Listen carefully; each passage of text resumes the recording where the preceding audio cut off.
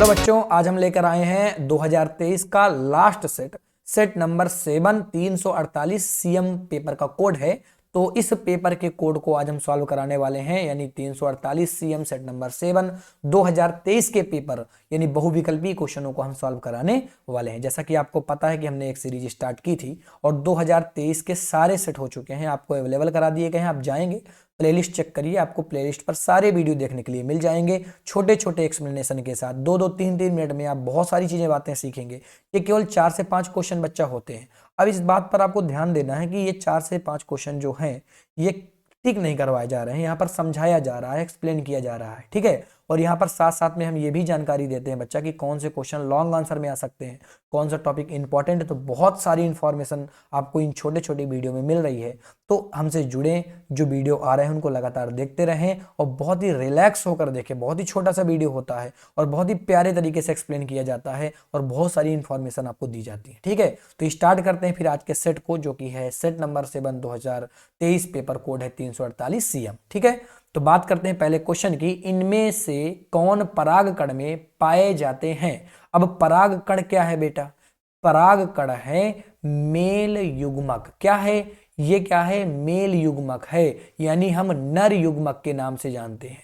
ये मेल युग्मक के रूप में जाना जाता है। तो जो परागकण होता है, तुमको बताया गया था कि परागकण में 2 सेल होती हैं, एक बड़ी सेल होती है, एक छोटी सेल होती है, जिसे में हम कहते हैं कि एक भैया जनन सेल है और एक नलिका कोशिका है, या नलिका कोशिका के नाम जिसे हम वेजिटेटिव सेल के नाम से भी जानते हैं। ऑप्शन नंबर 3 इसका सही हो जाएगा। अगले क्वेश्चन की बात करते हैं। पूछा गया कि एक परागकोश, आप देख रहे हैं कि जो क्वेश्चन आ रहे हैं वो रिप्रोडक्शन वाले पार्ट से ज्यादा आ रहे हैं। एमसीक्यू क्वेश्चन रिप्रोडक्शन वाले पार्ट से मिल जाते हैं और बहुत ही बेसिक होते हैं। दिमाग लगाने की ज्यादा हम कोशिश ना करें तो हमारे क्वेश्चन सॉल्व हो सकते हैं। यही इसका प्रॉफिट है कि हो सकता है रिपीट भी हो जाए। और रिप्रोडक्शन पार्ट में आप देखेंगे तो ये जो बेसिक्स हैं कि मेल्स के बारे में, फीमेल्स के बारे में ऊपर ऊपर की चीजें पूछ ली जाती हैं, ठीक है। एक परागकोश में, फिर से देखो वही क्वेश्चन है, एक परागकोश में परागधानियों। अब परागधानी का मतलब होता है लघु बीजांडु धानियों की संख्या होती है।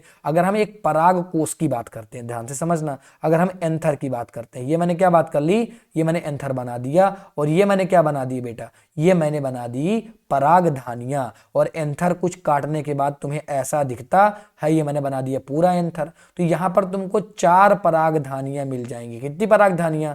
4 परागधानियां मिल जाएंगी। बेटा मैंने कई बार बच्चों को समझाया ऑफलाइन कोचिंग में, आपको भी बताना चाहूंगा कि जब आप अवतार वगैरह खरीदते हैं या आप अनसॉल्व वगैरह खरीदते हैं तो वहां पर कई जगह आंसर गलत लिखा होता है।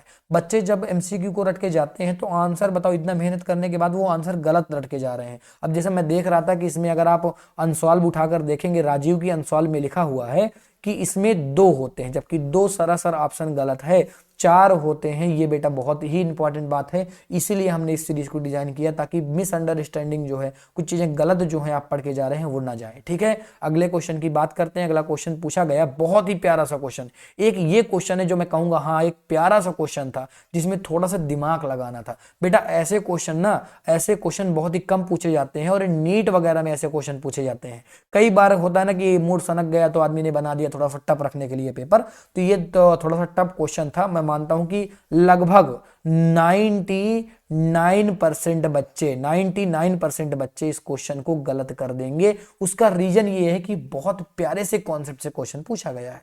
क्वेश्चन में क्या पूछा गया? अच्छा क्वेश्चन ऐसे रिपीट हो सकते हैं, हो सकता है जौ की जगह गेहूं दे दे, ऐसे कुछ कर दे, ठीक है। तो जौ के 200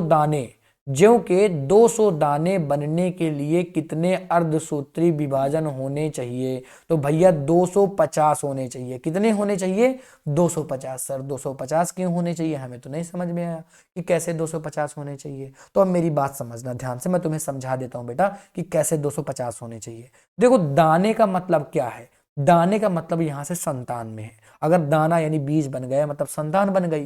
तो संतान कैसे बनता है? 2n फॉर्म में बनता है संतान, की नहीं बनता? ये बात पता होगी तुम लोगों को? हाँ सर पता होगी। 1n मम्मी से आता है, 1n पापा से आता है। तो ज्यों जो होता है जिसको तुम खाते हो, ज्यों का मतलब एक गेहूं की आटे की तरह रहता है ज्यों, ठीक है। तो ज्यों जो रहता है जिसे तुम खाते हो उसका भी एक युग्मक नर से आता होगा, एक मादा से आता होगा। अब आपने पढ़ा है बेटा रिप्रोडक्शन वाले पार्ट में कि जब हम मेल युग्मक की बात करते हैं तो मेल युग्मक एक मतलब एक सेल माता सेल 4 मेल युग्मक को बनाती है। एक माता सेल कितने युग्मक को बनाती है? 4। तो बताओ 200 कितने को बनाएगी? भैया 50। 50 जो माता सेल हैं वो 200 को बना देंगी। 50 माता सेल 200 को बना देंगी। कैसे पता चलेगा? 4 का गुणा कर दो, 4 पंचे 20 इक्वल टू आ गया 200। याद रखना बेटा इस कॉन्सेप्ट को कि मेल युग्मक, ये बहुत ही इंपॉर्टेंट सा क्वेश्चन है कि जो मेल युग्मक होते हैं वो 1 से 4 बनते हैं तो 50 से 200 बनेंगे। लेकिन फीमेल में याद रखना, लेकिन फीमेल में एक चीज याद रखना कि फीमेल में केवल 1 से 1 बनता है। यानी 200 बनने में कितने युग्मक की जरूरत होगी? 200 बनने में कितनी माता सेल की जरूरत होगी? तो 200 की ही जरूरत पड़ेगी। ये बहुत ही इंपॉर्टेंट है। इसीलिए कितने अर्धसूत्री विभाजन टोटल होंगे? देखो 50 तो यहाँ पे हो गए और 200 यहाँ पे हो गए, टोटल 250 होंगे। फिर से मैं समझाने की कोशिश करता हूं कि देखो मेल और फीमेल दोनों के मिलने से 2n बनेगा। मतलब दोनों के मिलने से तुम ऐसे समझ सकते हो कि एक मेल युग्मक एक फीमेल युग्मक मिलाकर एक ज्यों को बना रही हैं। समझो इस बात को। लेकिन जब एक युग्मक बन रहा है तो अर्धसूत्री विभाजन में जब एक युग्मक बन रहा है तब एक माता सेल से 4 युग्मक एक बार में बन जा रहे हैं। मतलब 3 तो एक्स्ट्रा बन रहे हैं, लेकिन यहां पर 1 से 1 ही बन रहा है। तो ये दिक्कत प्रॉब्लम बच्चों को आ जाती है कि ये कॉन्सेप्ट नहीं क्लियर होता बच्चों का। एक बार क्लियर कर लो इस चीज को कि मेल वाले में तो भैया 1 से 4 बनते हैं, लेकिन फीमेल वाले में 1 से 1 ही बनता है। तो अगर मैं कहता हूं 200 बनाने हैं तो 200 बनाने के लिए पहले मेल का जोड़ लो, क्योंकि मेल और फीमेल दोनों मिलके तो बनाएंगे ना। तो पहले मेल को जोड़ लो, तो मेल का तो 50 होगा, क्योंकि 50 गुणे 4 कर दो इक्वल टू कितना आ गया? 200 आ गया। कितना आ गया? 200। और इधर तो तुम्हें 200 से 200 का गुणा करना पड़ेगा। सर क्यों करना? सॉरी, इधर तो तुम्हें क्या करना पड़ेगा? 200 से 1 का गुणा करना पड़ेगा, क्योंकि 1 बनता है तो यहाँ पे 200 आ जाएगा। यहाँ पर 200 आ जाएगा, ये दोनों 200 200 बन गए। तो टोटल कितने विभाजन हुए? यहाँ पर देखो ना, यहाँ पर टोटल 250 विभाजन हुए। ये इंपॉर्टेंट बात है, ठीक है। तो ऐसे क्वेश्चन कभी भी पूछे जा सकते हैं, तो भैया तो थोड़ा सा सतर्क रहिएगा ऐसे क्वेश्चनों से। जो बच्चा पढ़ा होगा, जो कॉन्सेप्ट समझा होगा वही सही करेगा, बाकी कोई बच्चा इस कॉन्सेप्ट को नहीं सही कर सकता। हो सकता है अक्कड़ बक्कड़ बम्बी बोल खेलकर हो सकता है कि तुक्का सही हो जाए, ठीक है। अगले और लास्ट क्वेश्चन की बात करते हैं। पूछा गया जन्मजात उपापचयी त्रुटि है, बताओ जन्मजात उपापचयी त्रुटि है कौन सा होता है?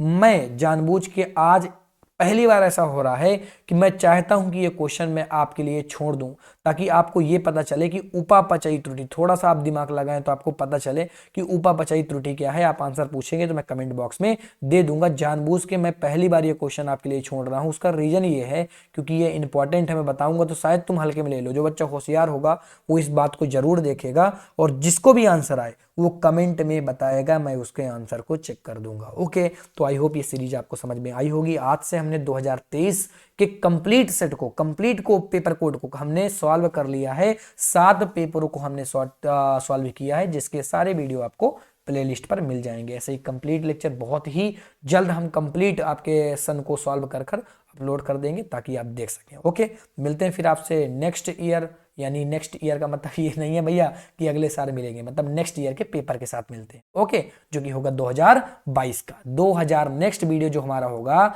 वो 2022 सेट नंबर 1 से हम स्टार्टिंग करेंगे। Okay, bye bye.